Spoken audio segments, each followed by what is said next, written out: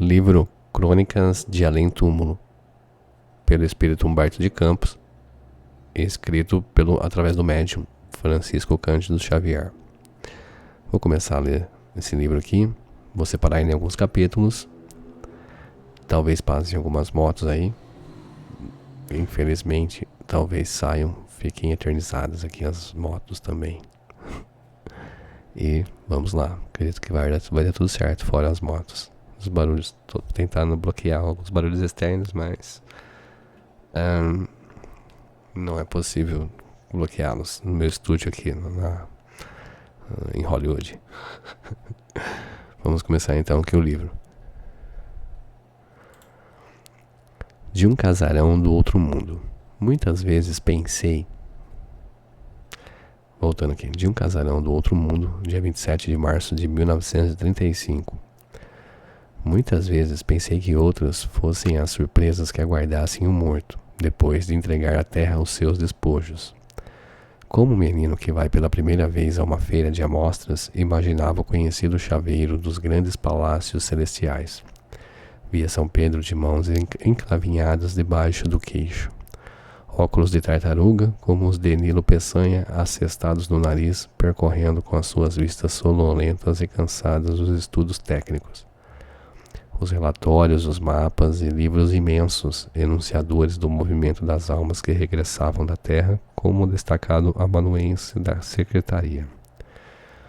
Presumia-o um velhote bem conservado, igual aos senadores do tempo na monarquia do Brasil, confiando os longos bigodes e os fios grisalhos da barba respeitável. Talvez que o bom apóstolo, desentulhando o baú de suas memórias, me contasse algo de novo, algumas anedotas a respeito de sua vida, segundo a versão popular. Fatos do seu tempo de pescarias, certamente cheios das estroinices de Rapazola. As jovens de Séforis e de Cafarnaum, na Galileia, eram criaturas tentadoras com seus lábios de romã amadurecida. São Pedro, por certo, diria algo de suas aventuras ocorridas, está claro, antes de sua conversão à doutrina do Nazareno. Não encontrei, porém, o chaveiro do céu. Nessa decepção, cheguei a supor que a região dos bem-aventurados deveria ficar encravada em alguma cordilheira de nuvens inacessíveis. Tratava-se certamente de um recanto de maravilhas, onde todos os lugares tomariam denominações religiosas, na sua mais alta expressão simbólica. Praça das Almas Benditas, Avenida das Potências Angélicas, no coração da cidade prodigiosa. Em passos resplandecentes, Santa Cecília deveria tanger a sua harpa, acompanhando o coro das 11.000 virgens, cantando ao som de harmonias deliciosas para acalentar o sono das filhas de Aqueronte e da noite, a fim de que não viessem com as suas achas incandescentes e víboras malditas perturbar a paz dos que ali esqueciam os sofrimentos. Em repouso beatífico, de vez em quando se organizaram nessa região maravilhosa solenidades e festas comemorativas dos mais importantes acontecimentos da Igreja. Os papas desencarnados seriam os oficiantes das missas de Tedeu, de grande gala, a que compareceriam todos os santos do calendário. São Francisco Xavier, com o mesmo hábito esfarrapado com que andou pregando nas Índias, São José na sua indumentária de carpinteiro, São Sebastião na sua armadura de soldado romano, Santa Clara com seu perfil lindo e severo de Madonna, sustentada pelas mãos minúsculas e inquietas dos arcanjos, como rosas de carne loura. As almas bem conceituadas representariam nas galerias deslumbrantes os santos que a Igreja inventou para o seu agiológio. Mas não me foi possível encontrar o céu. Julguei então que os espíritos estavam mais acertados em seus pareceres. Deveria reencontrar os que haviam abandonado as suas carcaças na terra, continuando a mesma vida. Busquei relacionar-me com as falanges de brasileiros emigrados do outro mundo. Idealizei a sociedade antiga, os patrícios ilustres aí refugiados, imaginando encontrá-los em uma residência principesca como a do Marquês de Abrantes, instalada na antiga chácara de Dona Carlota, em Botafogo, onde recebiam a mais fina flor da sociedade carioca das últimas décadas do Segundo Reinado, cujas reuniões compostas de fidalgos escravocratas da época ofuscavam a simplicidade monacal dos passos de São Cristóvão. E pensei de mim para comigo: os rabinos do Sinédrio que exararam a sentença condenatória de Jesus Cristo quererão saber as novidades de Hitler na sua fúria contra os judeus. Os remanescentes do príncipe de Bismarck, que perderam a última guerra, desejariam saber qual a situação dos negócios franco-alemães. Contaria aos israelitas a história da esterilização e os seguidores do ilustre filho de Schoenhausen, as questões do plebiscito do Sarre. Cada bem-aventurado me viria fazer uma solicitação, às quais eu atenderia com as habilidades de um porta-novas, acostumado aos prazeres maliciosos do boato. Enganara-me, todavia, ninguém se preocupava com a terra ou com as coisas da sua gente. Tranquilizem-se, contudo, os que ficaram, porque se não encontrei o Padre Eterno com as suas longas barbas de neve, como se fossem feitas de paina alva e macia, segundo as gravuras católicas, não vi também o diabo.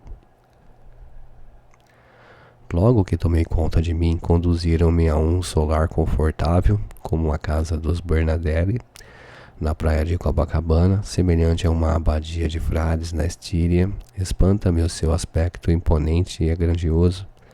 Procurei saber nos anais desse casarão do outro mundo as notícias relativas ao planeta terreno. Examinei os seus infólios.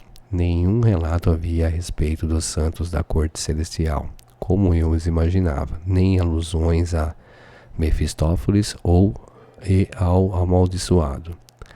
Ignorava-se a história do fruto proibido, a condenação dos anjos rebelados, o decreto do dilúvio, as espantosas visões do evangelista no Apocalipse. As religiões estão na Terra muito prejudicadas pelo abuso dos símbolos. Poucos fatos relacionados com elas estavam naqueles documentos. O nosso mundo é insignificante demais, pelo que pude observar na outra vida. Conforta-me, porém, haver descoberto alguns amigos velhos entre muitas caras novas. Encontrei o Emílio radicalmente transformado, contudo, às vezes faz questão de aparecer-me de ventre rotundo e rosto bonacheirão, como recebi os amigos na Pascoal para falar da vida alheia. Ah, filho, exclama sempre. Há momentos nos quais eu desejaria descer ao rio como o homem invisível de Wells e dar muita paulada nos bandidos de nossa terra. E, na graça de quem, esvaziando copos, andou enchendo o tonel das Danaides, desfolha o caderno de suas anedotas mais recentes. A vida, entretanto, não é mais idêntica à da terra. Novos hábitos, novas preocupações e panoramas novos. A minha situação é a de um enfermo pobre que se visse de uma hora para outra em luxuosa estação de águas, com as despesas custeadas pelos amigos, restabelecendo a saúde, estudo e medito. E meu coração, ao descerrar as folhas diferentes dos compêndios do infinito, pulsa como a do estudante novo.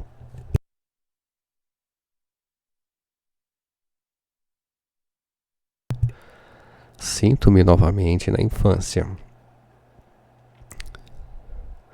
Calço os meus tamanquinhos, visto as minhas calças curtas, arranjo-me à pressa, com a má vontade dos garotos incorrigíveis, e vejo-me outra vez diante da mestra Sinhá, que me olha com indulgência através de sua tristeza de virgem desamada, e repito, apontando as letras na cartilha: A, B, C, D, E.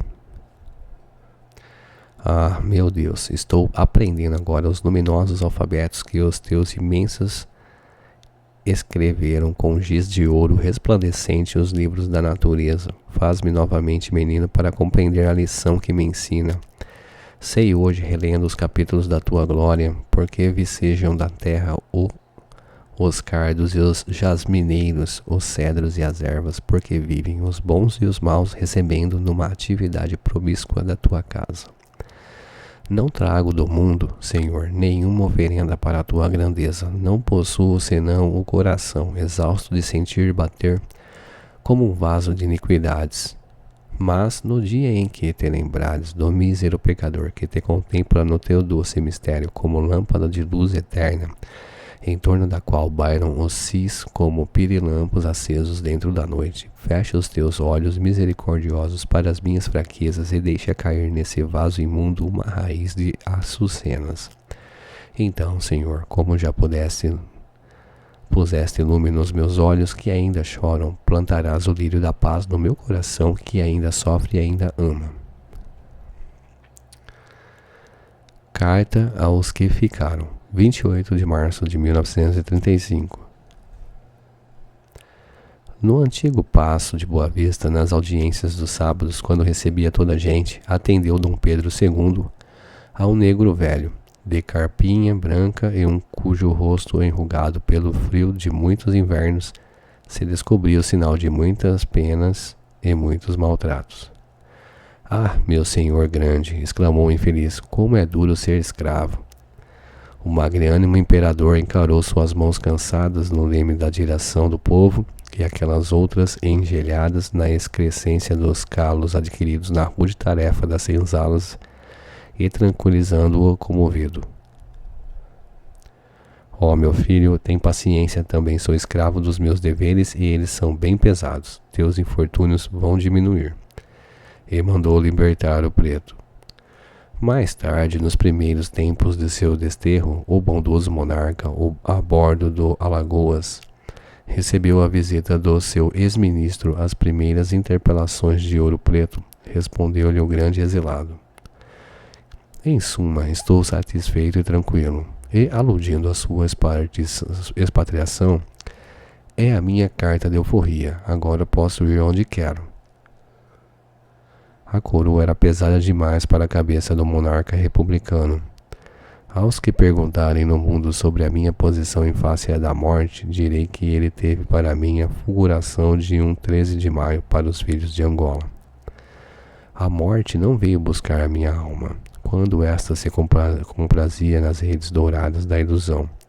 A sua tesoura não me cortou fios de mocidade e de sonho, porque eu não possuía senão neves brancas à espera do sol para se desfazerem.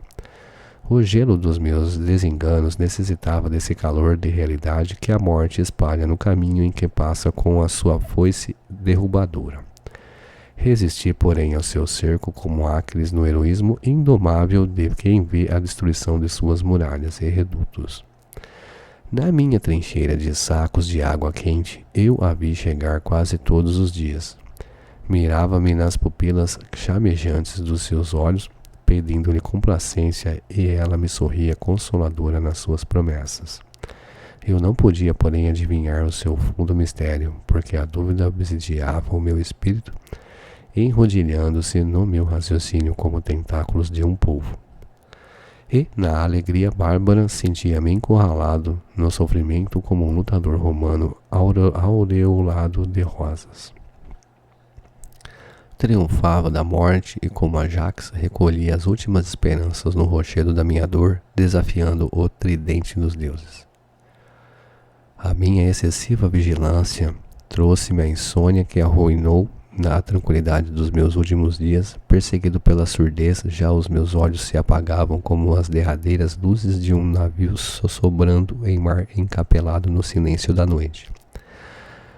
Sombra, movendo-se dentro das sombras, não me acovardei diante do abismo. Sem esmorecimento, atirei-me ao combate, não para repelir mouros na costa, mas para erguer muito alto o coração retalhado nas pedras do caminho, como um livro de experiências para os que vinham depois dos meus passos, ou como a réstia luminosa que os faroleiros desabotoam na superfície das águas, prevenindo os incautos dos perigos das sirtes traiçoeiras do oceano.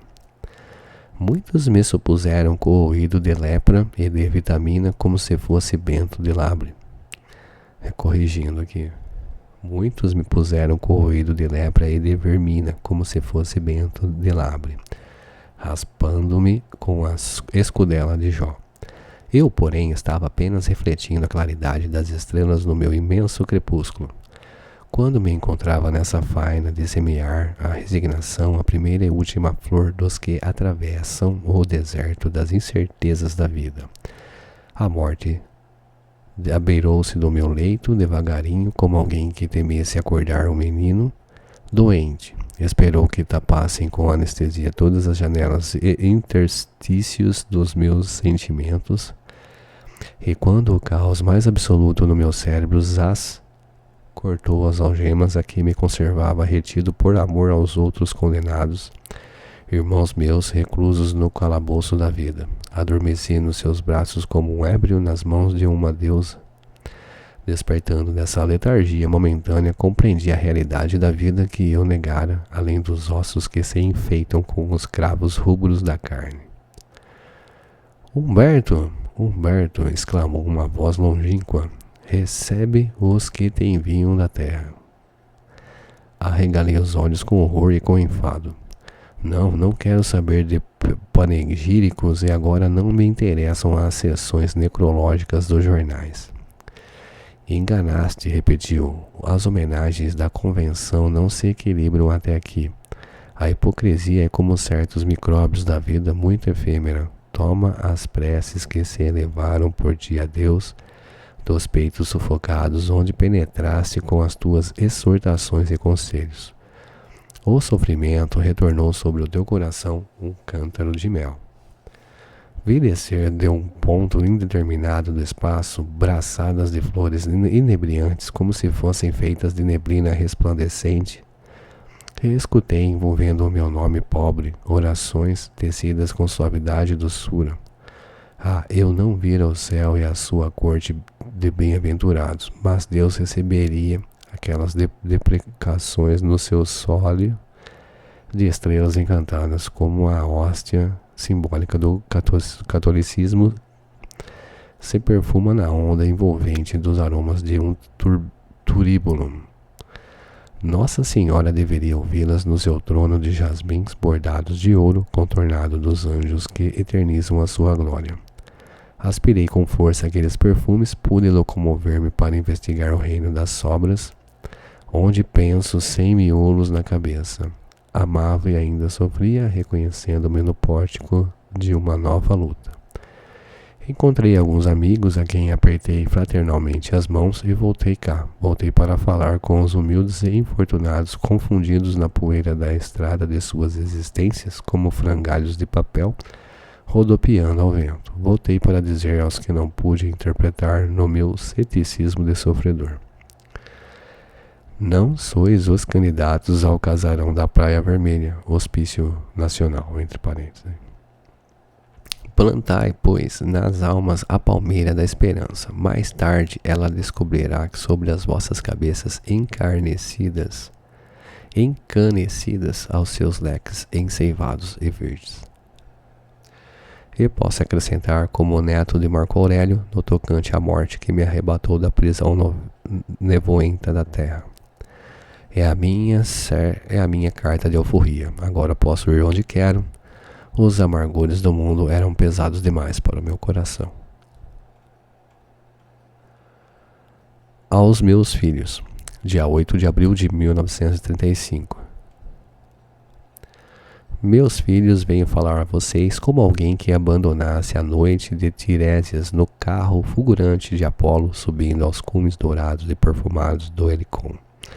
Tudo é harmonia e beleza na companhia dos numes e dos gênios, mas o pensamento de um cego em reabrindo os olhos nas rutilâncias da luz é para os que ficaram lá longe dentro da noite, onde apenas a esperança é uma estrela de luz doce e triste.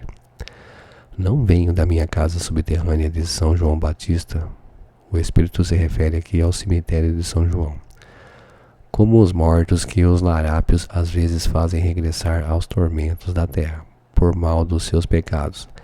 Na derradeira morada do meu corpo ficaram os meus olhos enfermos e as minhas disposições orgânicas.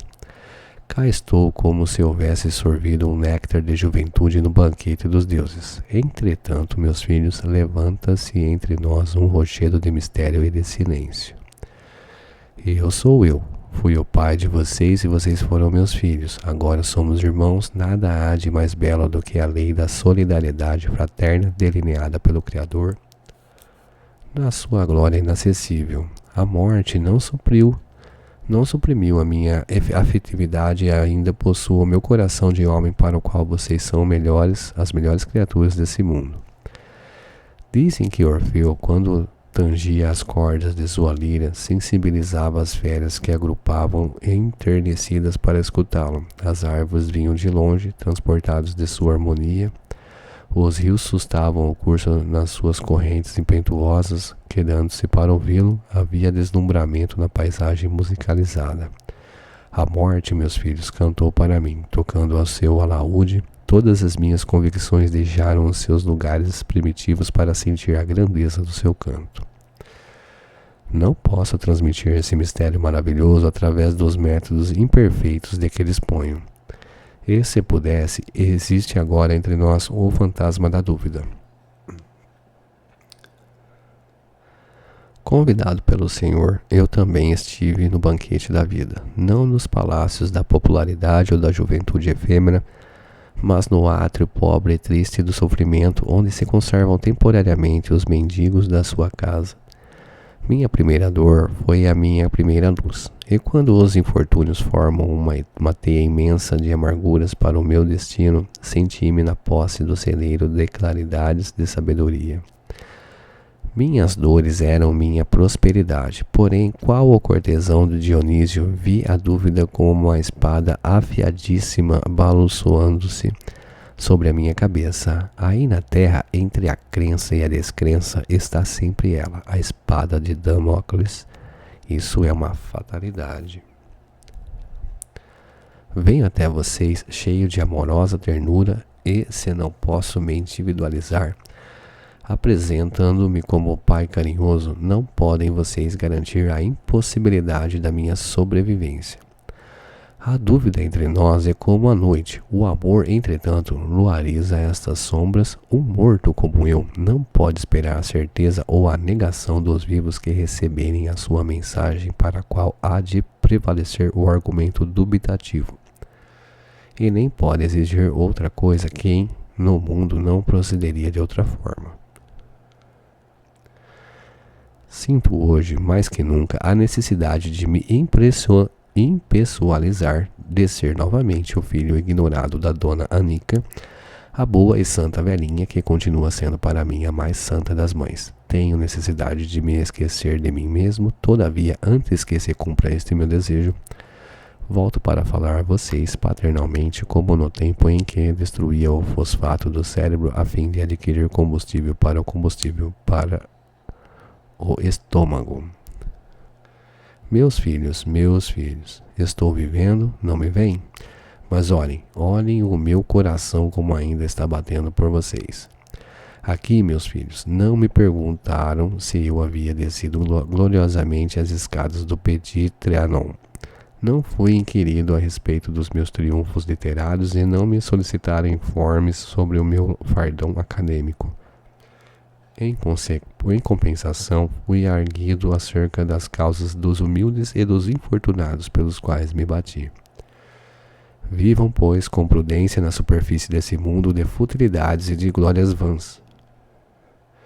Num dos mais delicados poemas de Wilde, os Órcades lamentara a morte de Narciso junto de sua fonte predileta, transformada numa taça de lágrimas. Não nos admira, suspiram elas, que tanto tenha chorado. Era tão lindo. Era belo, Narciso? Perguntou o lago.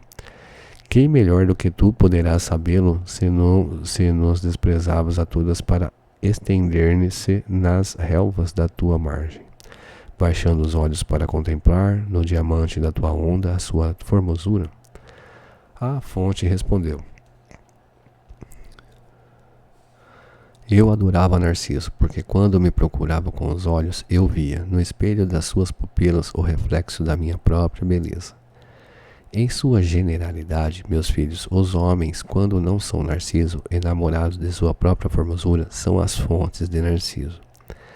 Não venho exortar a vocês como sacerdote, conheço de sobra as fraquezas humanas. Vivam, porém, a vida do trabalho e da saúde, longe da vaidade corruptora, e na religião da consciência retilínea, não se esqueçam de rezar. Eu, que era um homem tão perverso e tão triste, estou aprendendo de novo a minha prece, como fazia na infância, ao pé da minha mãe, na Parnaíba. Venham, meus filhos, ajoelhemos de mãos postas, não veem que cheguei de tão longe, fui mais feliz que o rico e o Lázaro da parábola, que não puderam voltar. Ajoelhemos no templo do Espírito, incline vocês a fronte sobre o meu coração, cabem todos nos meus braços? Cabem sim. Vamos rezar com o pensamento em Deus, com a alma no infinito. Pai nosso que estais no céu, santificado seja o vosso nome.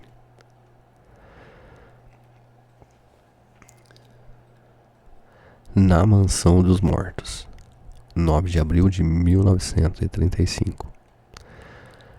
O amigo sabe que os fotógrafos ingleses registraram a presença de Sir Conan Doyle no enterro de Lady Gaillard?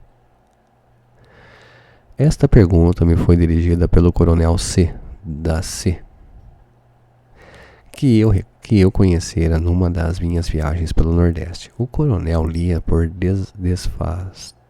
desfástio as minhas crônicas e em poucos minutos nos tornamos camaradas.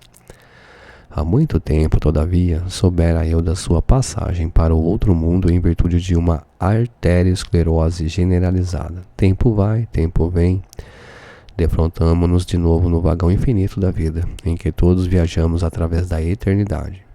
E, como o melhor abraço que pudemos dar longe dos vivos, ali estávamos os dois tete a tete, sem pensar no relógio que regulava os nossos atos no presídio da terra, nem nos ponteiros do estômago que aí trabalham com demasiada pressa. C tinha no mundo ideias espíritas e continuava, na outra vida, a interessar-se pelas coisas de sua doutrina. Então, coronel, a vida que levaremos por aqui não será muito diversa da que observávamos lá embaixo? Um morto pode apresentar-se nas solenidades dos vivos, participar das suas alegrias e das suas tristezas, como no presente caso? Aliás, já sabemos do capítulo evangélico que manda os mortos enterrar os mortos. Pode sim, menino, replicou o meu amigo como que quem invocasse uma cena dolorosa. Mas isso de acompanhar enterros sobra-me experiência para não mais fazê-lo. Costumamos observar que, se os vivos têm medo dos que já regressaram para cá, nós igualmente às vezes sentimos repulsa de topar os vivos. Porém, o que lhe vou contar ocorreu entre os considerados mortos. Tinha medo de dois espectros no ambiente soturno de cemitério. E o meu amigo, com o olhar mergulhado no pretérito longínquo, monologava. Desde essa noite, nunca mais acompanhei enterros de amigos. Deixo isso para os encarnados que vivem brincando de cabra cega no seu temporário esquecimento. Conte-me, coronel, o acontecimento, disse eu, mal supitando a curiosidade. Lembra-se, começou ele, da admiração que eu sempre manifestava pelo Dr. A.F., que você não chegou a conhecer em pessoa? Vagamente. Pois bem, o Antonico, nome pelo qual respondia na intimidade, era um dos meus amigos do peito. Advogado de renome na minha terra, já o conheci na elevada posição que usufruía no seio da sociedade que lhe acatava todas as ações e apareceres. Pardavasco, insinuante, era o tipo do mulato brasileiro, simpático, inteligente, captava a confiança de quantos se lhe aproximavam, era de uma felicidade única, ganhava todas as causas que lhe eram entregues, o crime mais negro apresentava para sua palavra percussiente uma argumentação infalível na defesa. Os réus absolvidos com a sua colaboração retiravam-se da sala de sessões da justiça quase canonizados. O Antonico se metera em alguma pendência? O triunfo era dele, gozava de toda a nossa consideração e estima. Criara sua família com impreensível moralidade. Em algumas cerimônias religiosas a que compareci, recordo-me de lá o haver encontrado como um católico em cuja personalidade o nosso vigário via um dos mais prestigiosos dos seus paroquianos. Chefiava iniciativas de caridade, presidia a associação religiosa e primava pela austeridade intransigente dos seus costumes. Quando voltei desse mundo que hoje representa para nós uma penitenciária, trouxe dele saudosas recordações. Imagine, pois, o meu desejo de reencontrá-lo quando vinha saber nestas paragens que ele se achava às portas da morte. Obtive permissão para excursionar a terra e fui vê-lo na sua cama de luxo, rodeado de zelos extremos, numa alcova ensombrada de sua confortável residência. As poções eram ingeridas, injeções eram aplicadas, os médicos eram atenciosamente ouvidos. Contudo, a morte rondava o leito de rendas com o seu passo silencioso. Depois de ter o abdômen rasgado por um bisturi, uma infecção sobreviera inesperadamente. Apareceu uma pleurísia e todas as punções foram inúteis. Antonico agonizava, vi-o nos seus derradeiros momentos sem que ele me visse na sua semi-inconsciência. Os médicos à sua cabeceira deploravam o desaparecimento do homem probo. O padre que sustinha naquelas mãos as descera um delicado crucifixo, recitando a oração dos moribundos, fazia ao céu piedosas recomendações. A esposa chorava, o esposo, os filhos, o pai. Aos meus olhos, aquele quadro era o da morte do justo. Transcorridos algumas horas, acompanhei o fúnebre cortejo que ia entregar à terra aqueles despojos frios. Desnecessário que ele diga das pomposas exéquias que a igreja dispensou ao morto em virtude de sua posição eminente, preces, aspersões com ísopes ensopados nágua benta e latim agradável. Mas que, como nem todos os que morrem desapegam imediatamente dos humores e das vísceras, esperei que o meu amigo acordasse para ser o primeiro a abraçá-lo. Era crepúsculo e naquela tarde de agosto as nuvens estavam enrubescidas em meio do fumo das queimaduras, parecendo uma espumarada de sangue. Havia um cheiro de terra brava entre as lousas silenciosas. Ao pé dos salgueiros e dos ciprestes, eu esperava. De vez em quando o vento agitava a ramaria dos chorões que pareciam soluçar numa toada esquisita. Os coveiros abandonaram sua tarefa sinistra e eu vi um vulto de mulher. Esgueirando-se entre as lápides enegrecidas, parou junto naquela cova fresca. Não se tratava de nenhuma alma encarnada. Aquela mulher pertencia também aos reinos das sombras. Observei-a de longe, todavia, gritos estentóricos ecoaram aos meus ouvidos.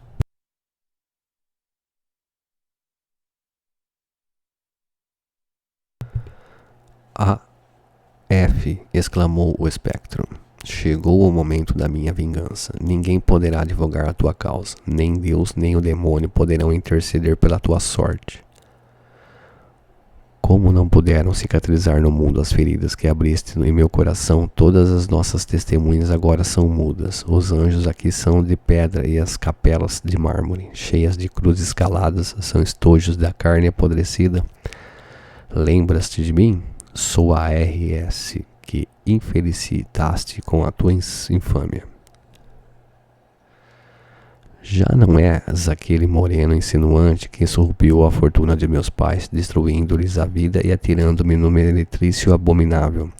A fortuna que te deu um nome foi edificada no pedestal do crime. Recordas-te das promessas mentirosas que me fizeste? Envergonhada, abandonei a terra que me vira nascer para ganhar o pão no mais horrendo comércio. Corri mundo sem esquecer a tua perversidade e sem conseguir afogar o meu infortúnio na taça dos prazeres. Entretanto, o mundo foi teu. réu de um crime nefando, foste sacerdote da justiça, eu, a vítima desconhecida, fui obrigado a sufocar a minha fraqueza nas sentinas sociais, onde os homens pagam o tributo das suas misérias. Tiveste a sociedade, eu os bordéis. O triunfo e a consideração te pertenceram, a mim coube o desprezo e a condenação. Meu lar foi o hospital, donde se escapou o último gemido do meu peito. Meus braços, que haviam nascido para acariciar os anjos de Deus como 2 galhos de árvores cheios de passarinhos, foram por ti transformados em tentáculos de perdição. Eu poderia ter possuído um lar, onde as crianças abençoassem os meus carinhos e onde um companheiro laborioso se reconfortasse com o beijo da minha afeição. Venho te condenar, ó desalmado assassino, em nome da justiça eterna que nos rege acima dos homens, há mais de um justo. Espero-te nesta solidão indevassável, onde não poderás comprar a consciência dos juízes. Viveste com o teu conforto, enquanto eu penava com a minha miséria. Penava com a minha miséria. Mas o inferno agora será de nós dois. O coronel fez uma pausa enquanto eu meditava naquela história. A mulher chorava, continuou ele, de meter dó. Aproximei-me dela, não sendo notada, porém em minha presença, olhei a cruz modesta e carcomida que havia sido arrancada poucas horas antes. Aqueles 7 palmos de terra, para que ali fosse aberto um novo sepulcro e, não sei se por artes do acaso, nela estava escrito um nome com pregos amarelos, já desfigurados pela ferrugem. R.S. Orai por ela. Por uma coincidência sinistra, reencontravam-se os 2 corpos e as 2 almas. Procurei fazer tudo pelo Antonico, mas quando atravessei com o olhar a terra que lhe cobria os despojos, afigurou-se-me ver um monte de ossos que se moviam, crânio, tíbias, húmero, clavículas, se reuniam sob uma ação misteriosa, e vi uma caveira chocalhando os dentes de fúria, ao mesmo tempo em que umas falangetas de aço pareciam apertar o pescoço do cadáver do meu amigo. E ele, coronel, isto é, o espírito estava presente? Estava sim, presente e desperto. Lá o deixei, sentindo os horrores daquela sufocação. Mas a Deus. E Deus, coronel? Onde estava Deus que não se compadeceu do pecador arrependido?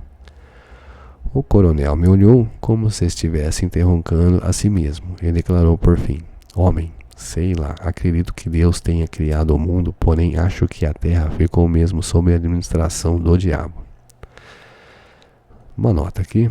No original da mensagem foram dados por extenso os nomes das pessoas nela mencionados. Como, porém, essas pessoas deixaram descendentes que poderiam molestar-se com as referências que lhe fez Humberto de Campos, resolvemos indicá-las apenas pelas suas iniciais. Essa nota, mais uma nota minha aqui. Esse texto aqui eu já li ele em um outro livro que eu postei aqui no canal. Então essa mensagem aqui parece ser repetida. Mas continuamos, não na íntegra, é um pouco diferente, mas eu já li isso em outro livro do Chico Xavier. Beleza, vou encerrando aqui a primeira parte, até a segunda parte. Até mais.